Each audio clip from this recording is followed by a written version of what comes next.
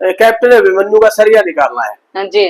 तो मेरी ticket cut गई थी, मैं फ्री हो गया था, तो फिर सरिया ये सरिया जनता ने निकाला थी।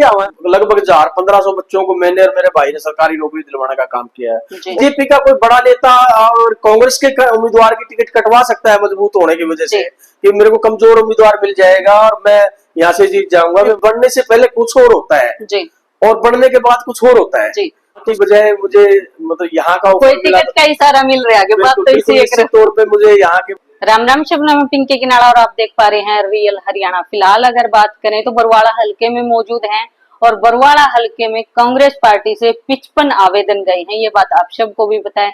55 आवेदनों में एक ऐसा चेहरा उभर के यहाँ से आया है जो 2005 में यहाँ एक्टिव था और यहाँ से निर्दलीय इलेक्शन लड़ने के बाद अब 2024 में दोबारा यहाँ पहुंचे हैं। तो करीब 20 साल के अंतराल के बाद भी यहाँ अपना रुतबा कायम रखते हुए, लोगों में पकड़ रखते हुए दोबारा इस धरती पर उतरने का कारण पूछते हैं। क्या कारण रहा बीच में इतना गैप उन्होंने बरवाड़ा की जनता से बना करके रखा या पकड़ रखी, किस प्रकार से दोबारा बरवाड़ा को उन्होंने याद किया। तो फ्रेम में आप देख पा रहे हैं राजवीर सांधु जी हमारे साथ मौजूद है। स्वागत है जी आपका रियल हरियाणा पर। धन्यवाद जी और रियल हरियाणा देखने वाले सभी दर्शकों को मेरी राम राम।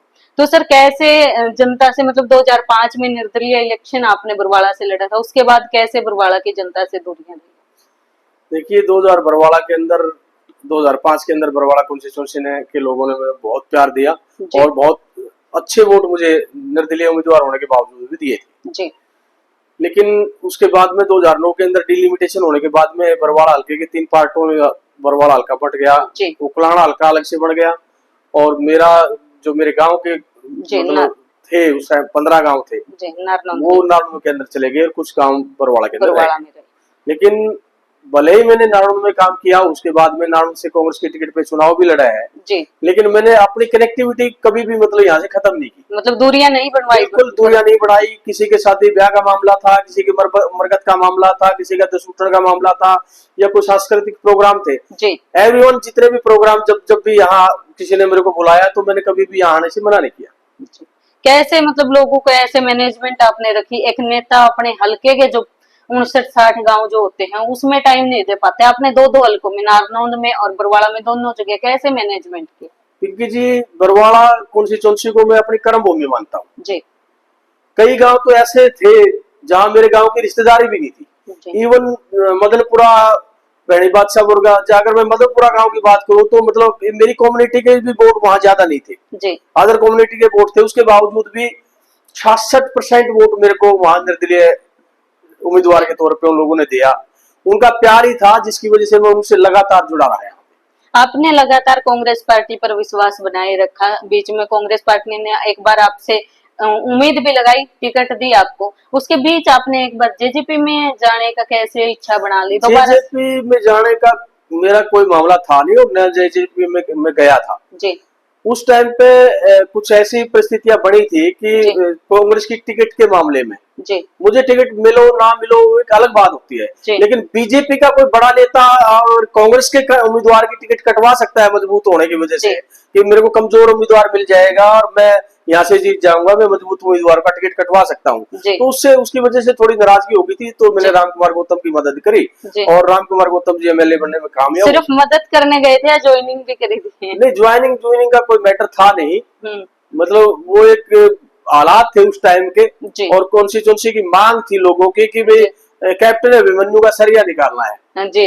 तो मेरी टिकट कट गई थी, मैं फ्री हो गया था तो फिर सरिया ये सरिया जनता ने निकाला थी, हमने तो जनता की आवाज के ऊपर उनकी मदद करने का काम किया जी। कैसे आपने जैसे नारनौंद हल्के से इलेक्शन के बाद लगातार प्यार वहां से भी मिल रहा था, उसको छोड़ने का मन कैसे बनाया? वहां से आप छोड़ के बरवाड़ा में लगातार एक्टिव रहने लग रहे हो, क्या कमी वहां पर कुछ कमी रही, प्यार में कमी रही, जनता का सहयोग नहीं मिला, कैसे?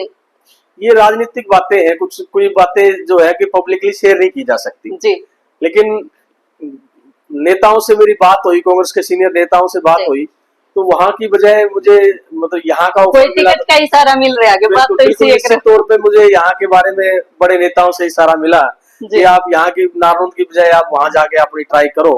तो मैं लोगों से लगातार संपर्क में मतलब जुड़ा हुआ हूँ और 2 बार मैंने हल्के को मतलब कवर भी कर लिया है। 55 आवेदन कांग्रेस पार्टी तक जा रहे हैं, उसके बाद आप कहने लग रहे हो मेरे को टिकट का इशारा है, तो मारा मारी तो पहले मच रही है, आप फ्री हो बैठे हो। पिंकी जी, कांग्रेस पार्टी की यही खूबसूरती है जी। कांग्रेस पार्टी एक लोकतांत्रिक पार्टी है और देश की सबसे पुरानी पार्टी है जी। यहाँ छोटा सा छोटा कार्यकर्ता और बड़ा सा बड़ा नेता, बड़े से बड़ा नेता भी जब टिकटों का टाइम आता है तो लाइन में लगते हैं। जी। वही लाइन में जी, लोग टिकट खातर तो दिल्ली बैठे हैं, आप गाड़ा सभा करते आंडो, आप लाइन में क्या तक हो? नहीं, लाइन में मुझे जरूरत नहीं है जी, मेरे को पूरा आशीर्वाद मिल चुका है बहन कुमारी शैलजा जी की तरफ से भी और तमाम बड़े सीनियर नेताओं की तरफ से भी, और मुझे विश्वास है कि टिकट मुझे मिलेगा। इन बिटवीन ऐसा नहीं हो पाता कि किसी और भाई की किस्मत अच्छी है उसको टिकट मिल जाती है तो मैं उसकी मदद भी करूंगा जी। राजवीर सांधु उसकी मदद करने का काम करेंगे? बिल्कुल निश्चित तौर पे करेंगे। एक चालबाजी सी देखने में मिली है कि राजवीर सांधु और सुखबीर सांधु अलग अलग गुट से, जिस प्रकार कांग्रेस में गुटबाजी हम देख पा रहे हैं, ये किस्मत आजमाने की बात है या दिमाग की चालबाजी है? 420 क्या है, इसके पीछे क्या राज है?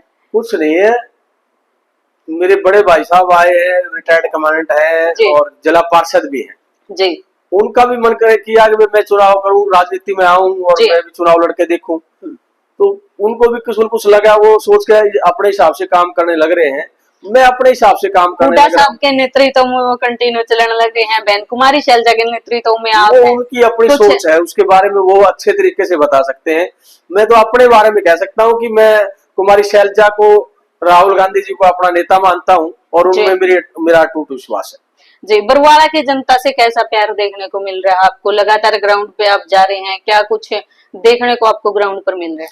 मुझे ये लगा कि मैं ऐसा मानता हूँ कि जैसे 20 साल पहले जी, लगभग 19-20 साल पहले जो मेरे को प्यार मिलता था, उससे भी कहीं ज्यादा मुझे प्यार और दुलार दोनों चीज मिल रहे हैं, क्योंकि उस टाइम पे हमारी युवा टीम थी जी, मिच्योर नहीं थे। अब मेरी जो साथी थे टीम के, अब वो मिच्योर भी हो गए थे, और मेरी जो ताकत थी वोट परसेंटेज की जी, उस टाइम पे मतलब जो मेरा वोट बैंक था, मैं जिन बच्चों के दसूटन में गया था जी, आज उन बच्चों की शादी में मैं जाने लग रहा हूँ, तो यानी उसका वोट नहीं था, उसके 2 वोट हो गए। यानी कि जो मेरे उस टाइम के 10,000 वोट थे वो 30,000 वोट 35,000 वोट इस टाइम पे हो गए।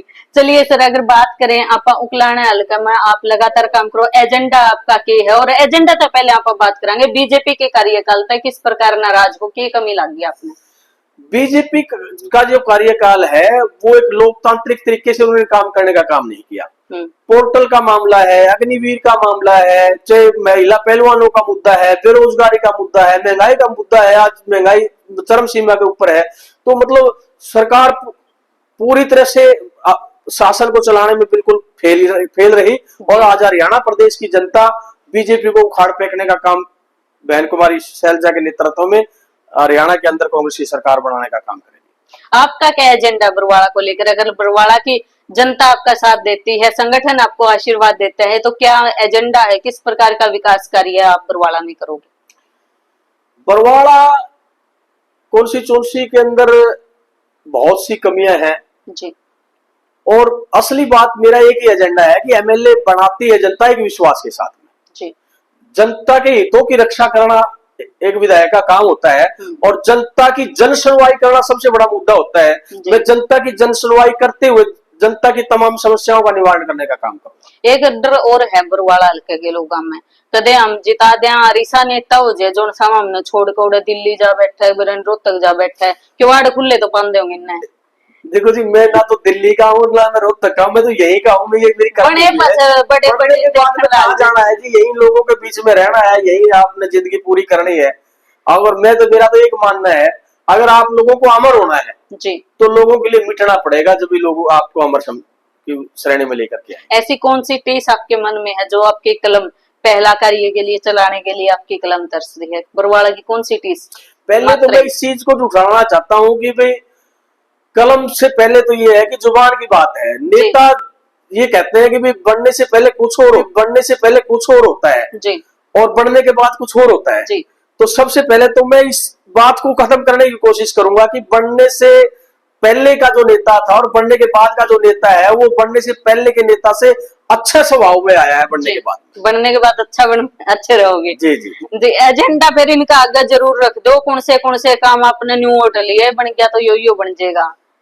देखो जी, अभी इलेक्शन का टाइम है जी, और मैंने किसी की इस तरीके से, कभी मैं सच बताऊं तो मैंने कोई इस प्रकार का एजेंडे के बारे में मतलब लोगों से कोई कमिटमेंट अभी की नहीं कि मैं बढ़ जाऊंगा तो ये करूंगा, ये मतलब लोभ लालच कौन दे रखा? नहीं, किसी प्रकार का लोभ लालच नहीं है। मैं तो लोगों से डायरेक्ट मैन टू मैन अपनी मुलाकात करने लग रहा हूँ जी, और उनके विचारधारा को मतलब उनके बारे में, उनके जो दुख तकलीफ है उनके बारे में मैं सुन रहा हूँ। तो मेरे मन में वो बात है कि उनकी दुख तकलीफ जो है, उनकी जो जन समस्याएं हैं उनको दूर करने का काम।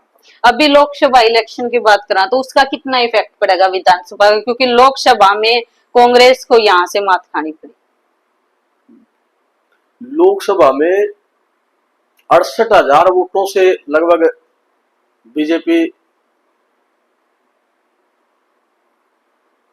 पहले है ना पिछले चुनाव में जीती थी यहाँ से जी, और अब 11,000 पे आ गया।